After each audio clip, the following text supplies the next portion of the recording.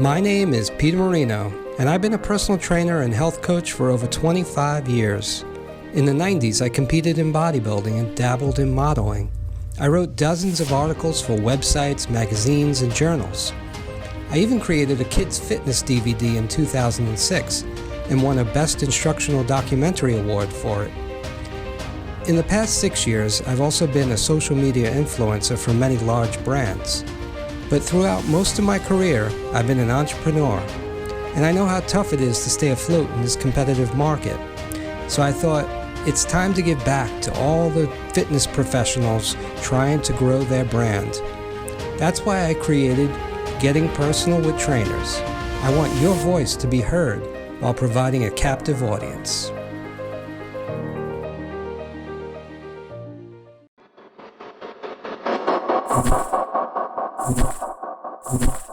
Hi, I'm Peter Marino, and this is episode 2 of Getting Personal with Trainers. I'm joined with Lizette, DeJesus today. Can you tell us about your background a little bit?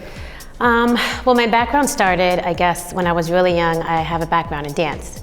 So I used to do jazz, ballet, tap, all of that. Okay. So that kind of carried me over into the fitness. I stopped dancing at a certain age. I was one of those girls that was always running around with the boys, trying to play football, trying to race them and beat them. So I was kind of always athletic in one way or another.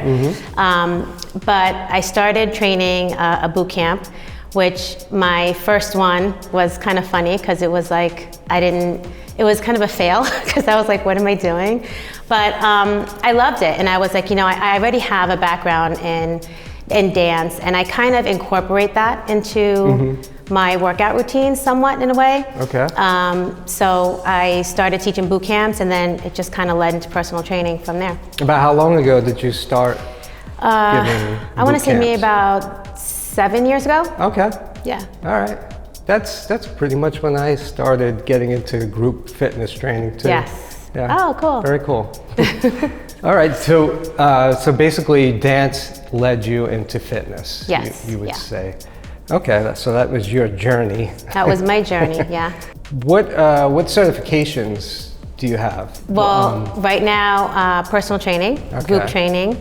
I do cardio boxing. I'm also a nurse.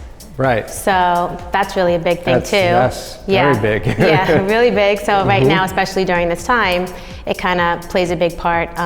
Do you find yourself educating your clientele? Yes. A lot? A lot more now. But also I think having the nursing background, I have a full range of knowledge of the body and everything else, besides also being, having the knowledge as a personal trainer. Right. So I think that a lot of clients like that. They like to hear that too. Yep. But yes, that's it. Because there's a lot of trainers out there that just have a certification, and not to knock them or anything, but having a real background where you have a degree in exercise science or something related to that does give you a better overview of the body and better understanding of the body, which you transfer that knowledge over to your clientele. That's really cool.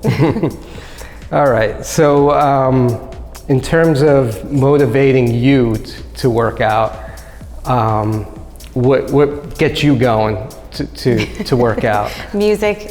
Music, okay, yeah, that makes sense. Yeah, I'm a big music person, so, and it depends on my mood. Like if I feel like I'm really ready to tear it up, then I'll have, certain kind of music that gets me going, or if I feel like it's a little bit more low key.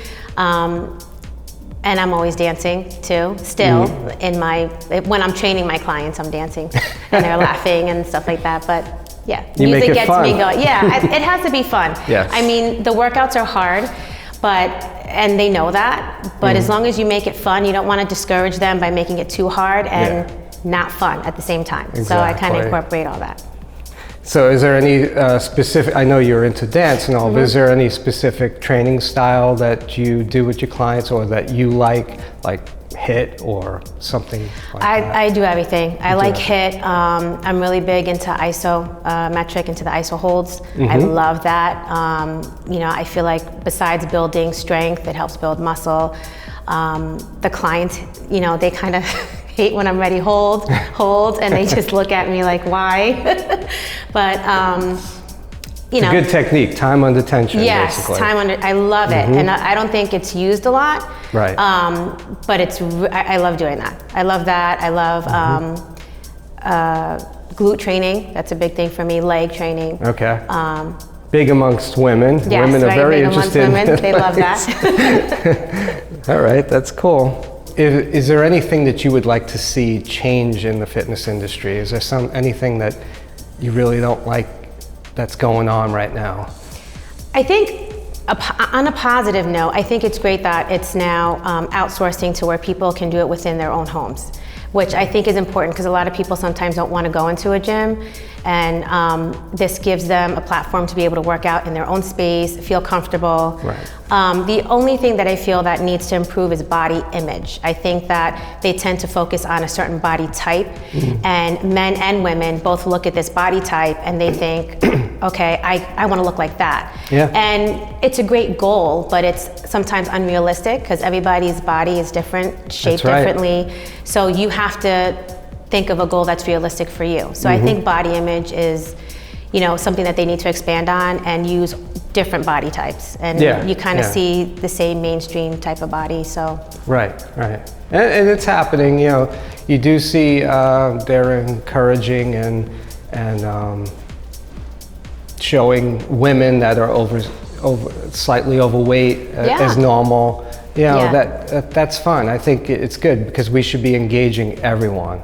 Right. You know, we shouldn't be excluding anyone. Our job is to get everyone into fitness, no matter what you look like, and no matter what your goal is. You know, so that's good. And it's not just for like what your body looks like. It's also, I feel, important mentally and for your physical health. Yes. For people that struggle with certain diagnoses like diabetes or you know, certain heart issues, it's good to also advertise that as something that, you know, it's something healthy for you to live a longer, healthier life. Exactly. All right.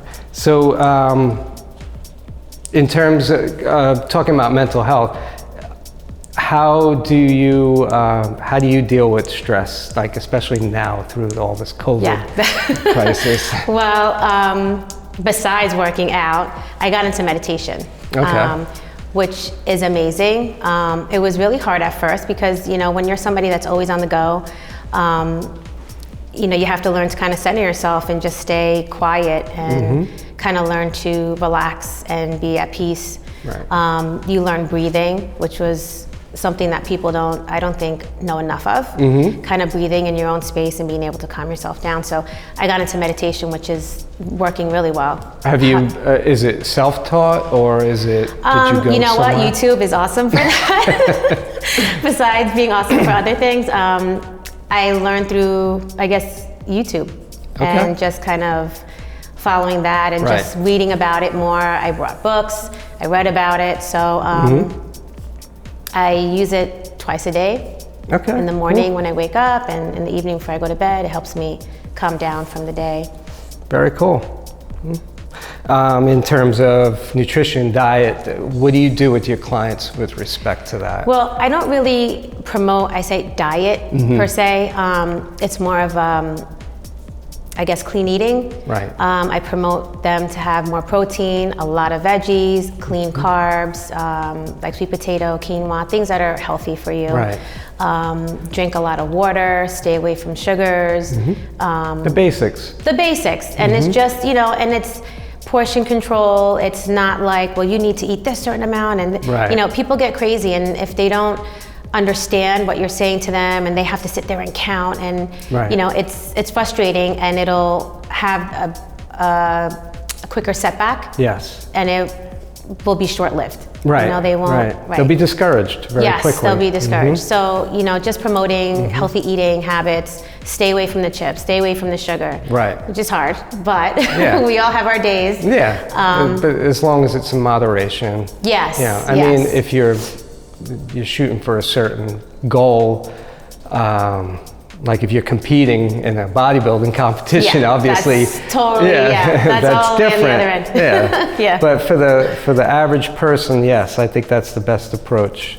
You know, just take it one step at a time, slow changes, and stick to the basics. Yeah, make it easy. Yep. So how do you keep in touch with your clients? Like, I know through COVID, we're not seeing people in person as much. A lot of people are doing just virtual. So have you taken on to any specific technology or? I have not. I usually train them in person. When the weather's nicer outside, I love being outside with them. And that's actually how I started during the COVID. Right. I was outside in my backyard. So we were spaced and, you know, obviously that worked out a lot better. So right now I'm not doing anything virtual. Everything is in person, but following, of course, all of the CDC recommendations, wear a mask, 6 feet apart. Do you keep in touch with your clients, like besides when you're training them? Yes. Yeah. So you text them? I check in, we text each other. They can always message me on Instagram. Right. I like to be personal with them on a certain level because we're working out together and, you know, believe it or not, it's almost like when you go to a hairdresser and you're telling them all this stuff about, it's the same thing. Yeah. People come to you and they just talk to you and, You're a therapist. Yeah, actually, you kind of are sometimes. And it's not, again, it's not just a physical thing, it's a mental. So I'm always checking in, how are you? How did this go? You know, things like that. So I hope they appreciate that, but I think they do. I appreciate it, so. You and I are a little bit older in the game now. Yes. Have you changed anything now that you're getting older?